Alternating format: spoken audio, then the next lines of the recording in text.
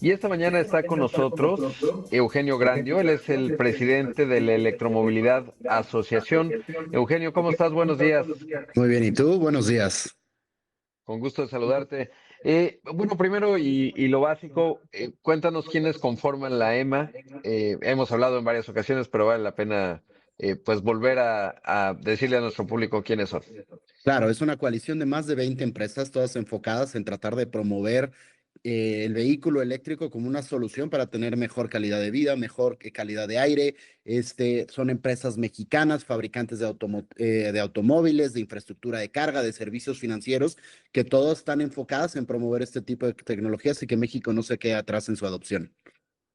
Claro, y de la parte automotriz, y estamos hablando obviamente del posicionamiento que hicieron ustedes ayer a propósito del 50% de arancel que se le coloca a los autos con los que México no tiene un tratado. Evidentemente todos sabemos que pues está centrado sobre todo de autos de origen chino, y entre ustedes está BYD, por ejemplo, Chang'an, está Volvo, Zeekr, pero también está Tesla, que es interesante Tesla porque los que se venden por acá pues algunos vienen de la planta de Shanghai, etcétera. Entonces, a ver, bueno, primero, y dicho lo anterior, y otros jugadores, recientemente, pues platicaba con Bemo, por ejemplo, que levantaron capital, pero todo ello para decirte, la postura de ustedes, pues es bastante crítica, digamos, de este arancel.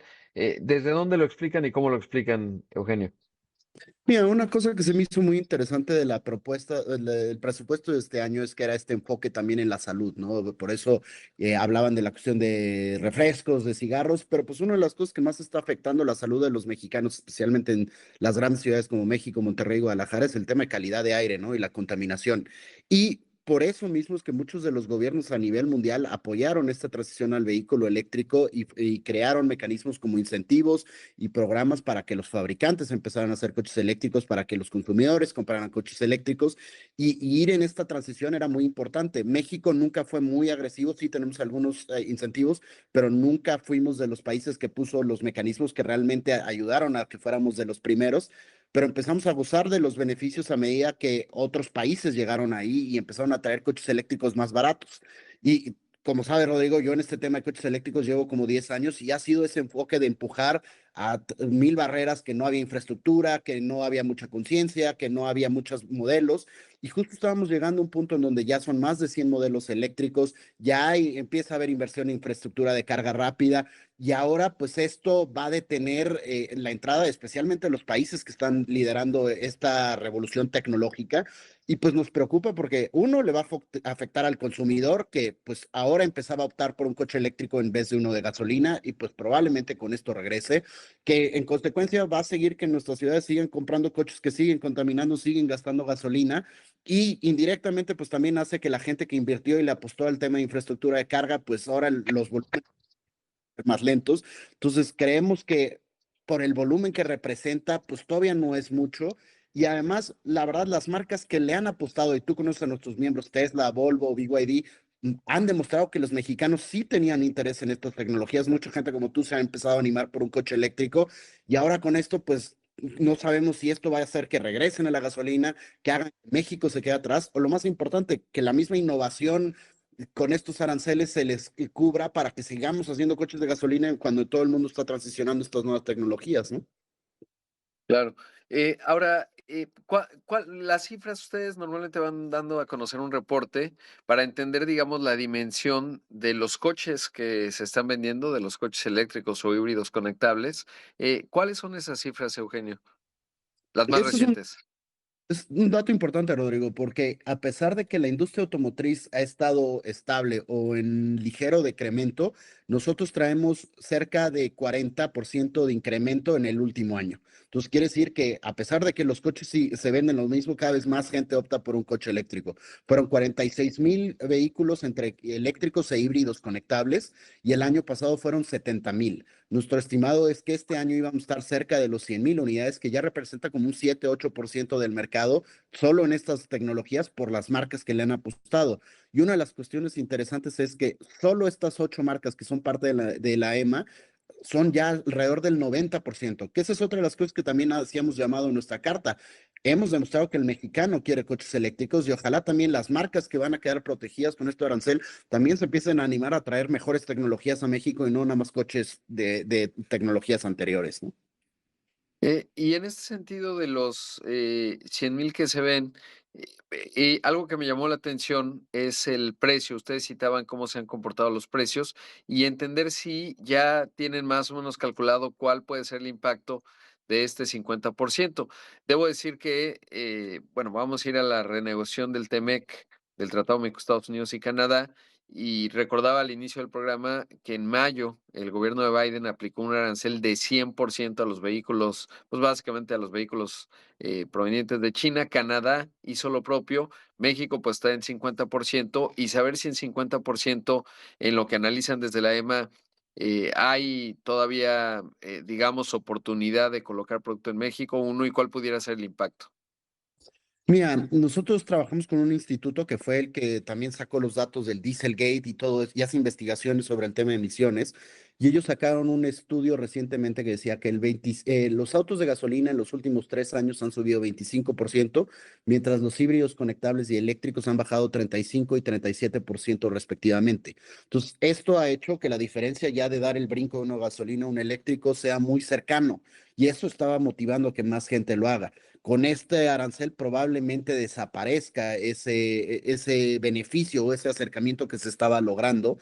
La verdad es que habrá que ver también, muchas marcas han visto el éxito y el interés de los mexicanos y probablemente absorban parte del arancel, se lo pasen otro a los consumidores, pero también te voy a decir una cuestión que creemos, Rodrigo, que esto va a ser muy interesante porque la competencia ha mantenido los precios bajos porque, claro, estos nuevos competidores trajeron una estrategia muy agresiva. En el momento que ellos se suban por esta cuestión del arancel, es muy probable que las marcas tradicionales digan, ah, pues esto es un respiro para recuperar mis márgenes y reposicionar. Y el único que va a perder es el consumidor mexicano. ¿Por qué? Porque pues ahora todos los coches van a costar más caros, ¿no?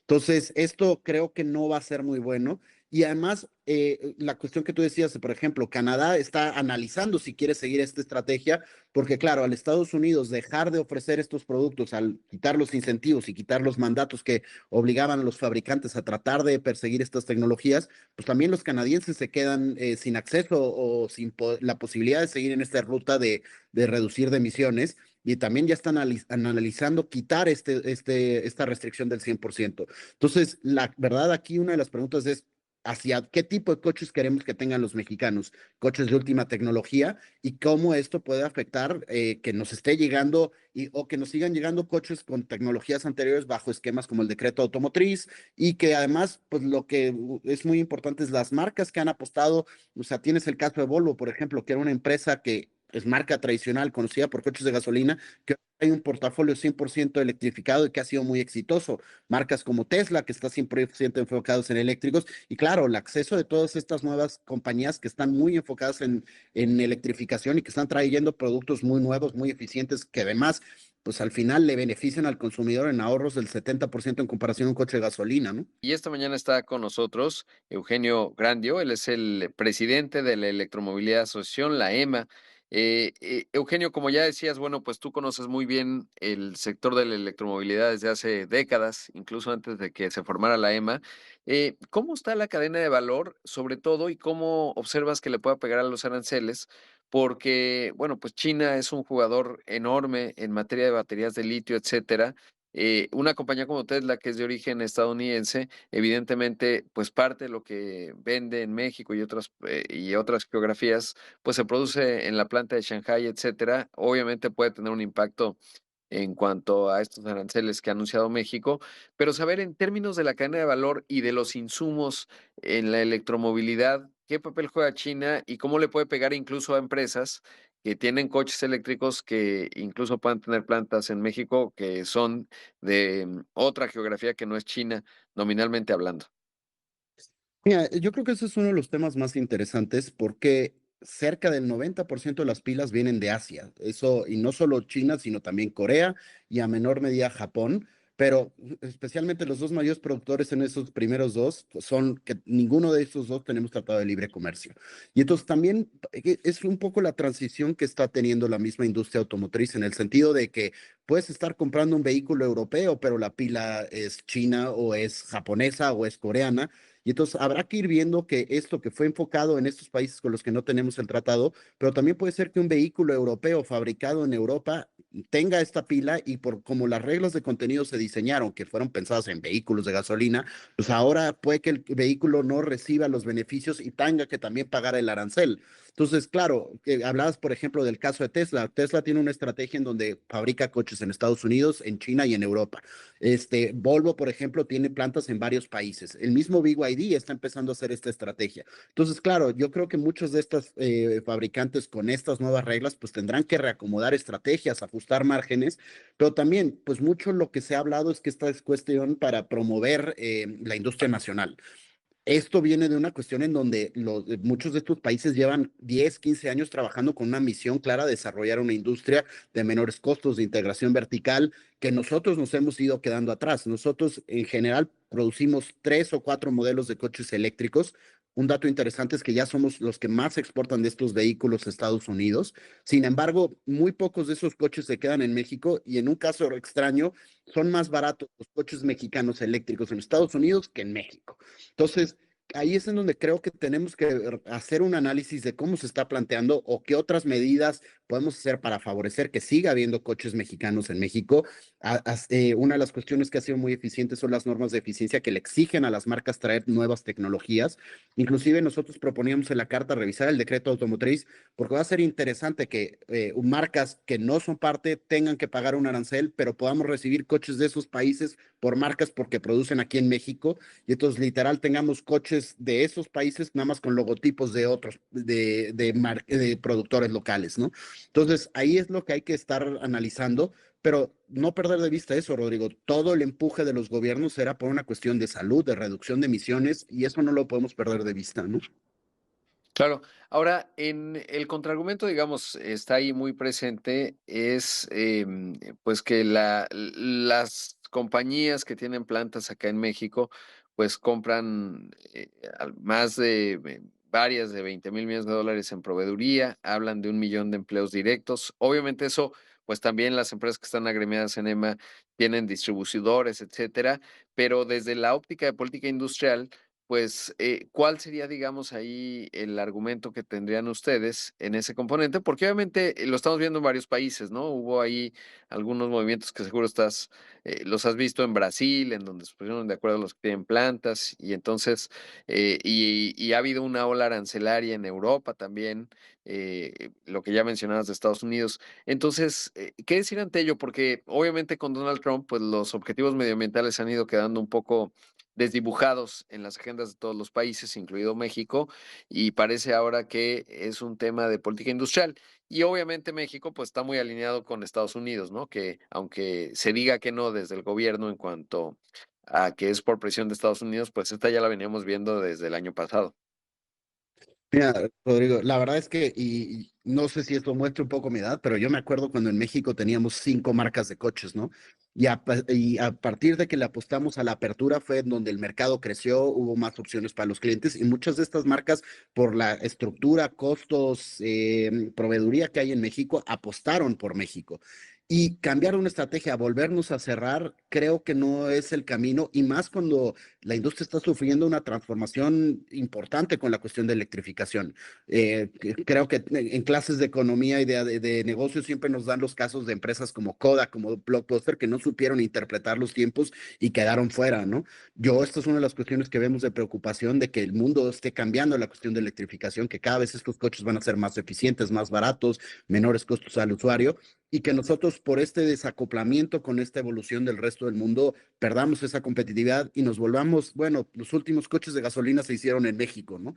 Entonces, esto es una de las cuestiones que tenemos que tener, también empujar para ver cómo podemos ir generando pues la cadena de suministro que alimenta los talentos que alimentan esto y también pues ir viendo todas las inversiones de alrededor, porque no nada más es el tema de la fabricación, es el tema de los distribuidores, como decías tú, es el tema de la inversión de infraestructura de carga, que también es algo que tenemos que ir desarrollando, el tema de la generación de electricidad para esos vehículos. Entonces, creo que el argumento hay que verlo también con todas las implicaciones del ecosistema y irle apostando a la apertura, que es lo que a nosotros nos ha funcionado también mucho en este país. No por nada, sí defendemos mucho que llegamos a ser, o somos el cuarto exportador de vehículos en el mundo, pero hay que ser, ojalá, el número uno de exportación de vehículos eléctricos. Viene la iniciativa de Olinea del gobierno, hay muchos proyectos, entonces pues ir viendo cómo México puede ser esa revolución y siempre cuando se cierra o cuando hay estas medidas arancelarias para proteger a los al establecimiento, pues siempre resta en competitividad. Y como te decía, al final aquí en México lo que nos preocupa es que el afectado va a ser el cliente, en donde pues su coche le va a costar más y si se animaba por un coche eléctrico, pues probablemente se quede en la gasolina que nos pega a todos, ¿no? Por último, preguntarte, ¿ves que esto pueda detonar decisiones de inversión en México? Uno, dos, ¿cuáles son los escenarios que se pueden ver? Digo, te digo, sé que cada empresa va a ir hablando en lo particular en términos del soporte, etcétera, y esto que también mencionas, porque obviamente, pues, un arancel de 50% cambia las escalas, las economías, etcétera. Y ahí, ¿qué nos podrías decir en ese frente? Y mira, sobre la pregunta anterior, y pienso mucho con lo que me dices ahora, pasó lo mismo cuando los japoneses entraron a Estados Unidos, pasó lo mismo cuando empezó la industria automotriz coreana, o sea, son tiempos de cambio, es un nuevo set de competidores interesantes. Entonces, claro, pues México tiene varias ventajas competitivas en donde seguramente seremos un país atractivo para muchos de ellos. Hay cuestiones que hacen más complicada la toma de decisiones, toda esta cuestión geopolítica. Yo muchas veces de broma digo que entré a la asociación para hablar de coches eléctricos y hablo más de geopolítica, pero pues la verdad es que las decisiones pueden ser favorables. Es una de las cuestiones que hemos hablado con la Secretaría de Economía de cómo asegurarnos de buscar esquemas que permitan la inversión en México y que no nos quedemos atrás, ¿no? Por supuesto, pues Eugenio, te agradezco mucho. Seguramente el debate va a continuar. Digo, hay una parte que pasa por el legislativo. Será interesante observar ahí cómo, pues hay, digamos, una oportunidad en cuanto al cabildeo. Y bueno, gracias por estar esta mañana con nosotros. Gracias por el tiempo. Ahí escuchamos a Eugenio Grandio, el presidente de la Electromovilidad Asociación.